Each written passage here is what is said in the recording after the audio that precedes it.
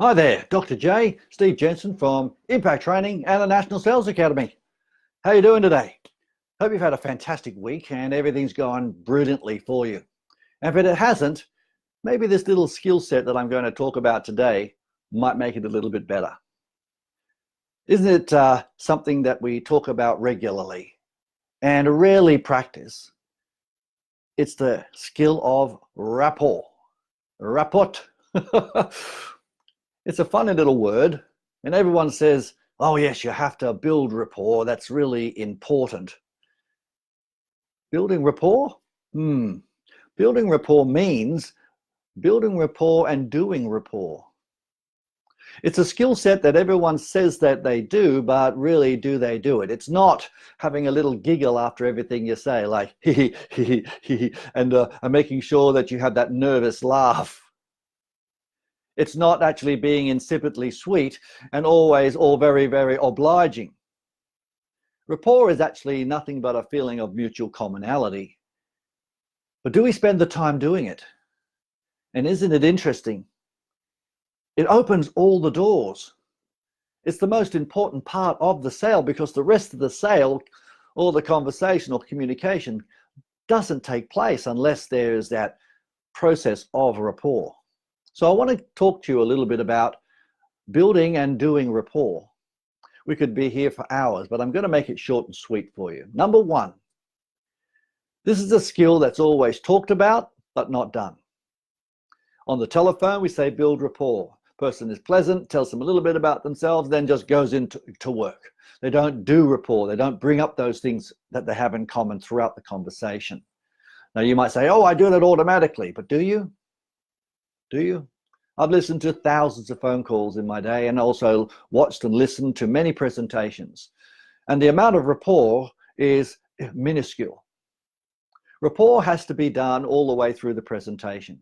You have to have a professional, but also an authentic conversation. Not always down to work. Even with the direct behavioral styles, they do like to have a little bit of relax throughout the presentation.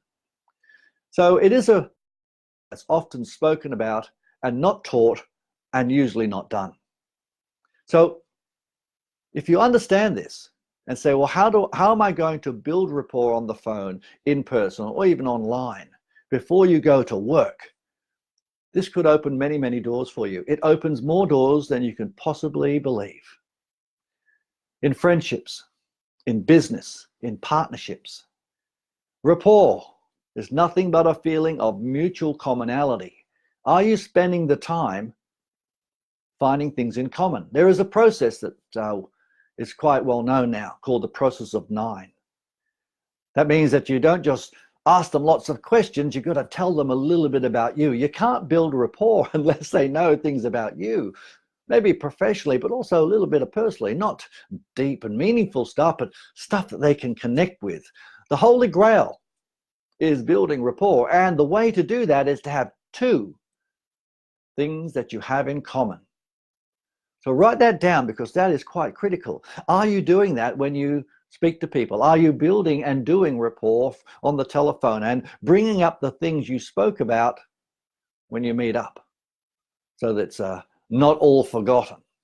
Write it down, because those things are equally as important as the things that you're going to talk about in business. The next thing is, everyone says quite regularly to me, oh, people got to know you, they got to like you and trust you. But what are you doing to actually make sure that they know you, they like you, and trust you? Is there something in your presentation that allows you to do that? Have you practiced it? Have you practiced it before you meet up with them? Have you practiced it on role plays on the telephone? Possibly not. If you have, terrific. But if you haven't, I strongly recommend that you, after this little video, you have a bit of a practice with it, with someone in your team members, or with one of your family members or friends. Because understanding how to, let's say, deliver this skill will make an enormous difference to your end result. In other words, the person will want to buy from you. Or if it's not a purchase, it could just be with your family and your buddies. It could be making a decision which is mutually beneficial. Closing is nothing but a decision, whether it's a transaction of money or a decision to move forward. Let's go into the movies or the footy or borrowing the car. You get the message, I'm sure. So here are some ideas to make sure that you put into practice to make sure you build enough rapport. Number one, relax.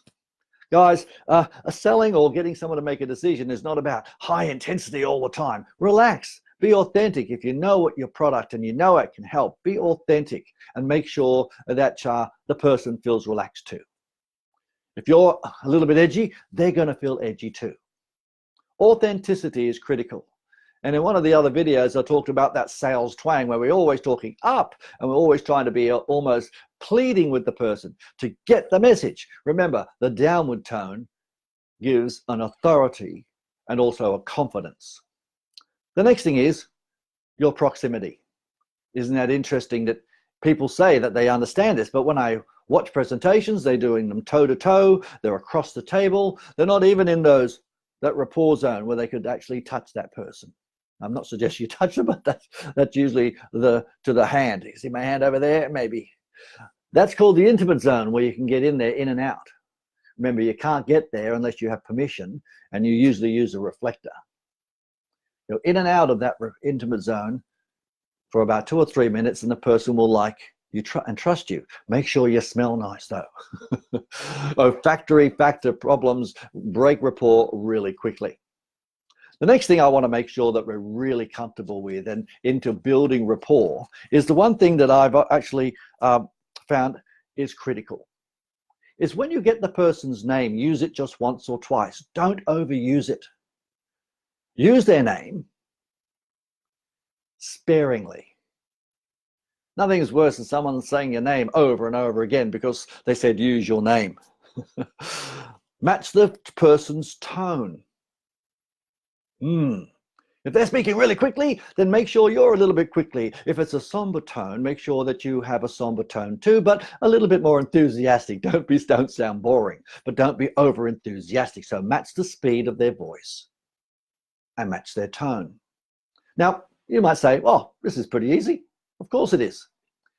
Easy to do, easy not to do. So, proximity, sitting in the right spot. Are you matching the speed of their voice and their tone? Suggest that if they use a word or two regularly, you borrow that word after about 4 or 5 times and then put it into your repertoire of conversation.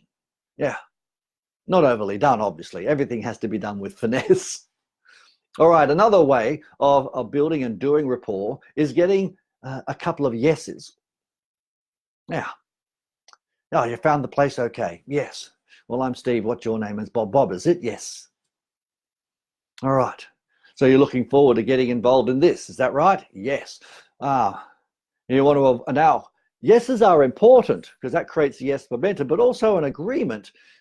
It could be a no. So you don't want to be staying here for too much longer. No. Well, the sooner we move you out, the better, won't we? Yes. Yes momentum or agreement momentum is quite critical in the early stages, and this builds rapport. In other words, like attracts like when it comes down to making a decision. So relax and be authentic.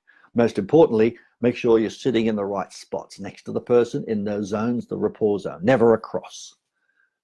Okay, next thing is making sure you match their speed of their voice and their tone.